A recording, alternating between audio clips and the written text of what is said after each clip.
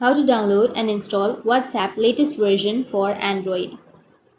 So if you want to download WhatsApp latest version for Android, then what you need to do is you just need to go for your Play Store, make sure that you have a stable internet connection, and go for the search and search for WhatsApp.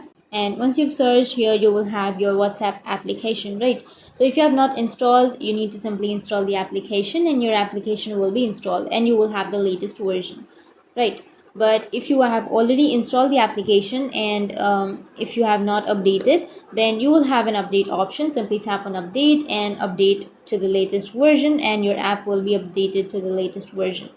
But if that still doesn't fix your problem, then what you need to do is you just need to remove that, and then you can go for your browser or your Google, anything that you're comfortable with, and go for the search and search for WhatsApp latest version. And once you've searched here, you will have www.whatsapp.com, and under that you will have download WhatsApp for Android.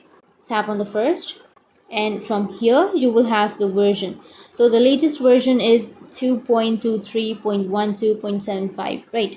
So if you want to download WhatsApp directly, then simply tap on the download button, which is here.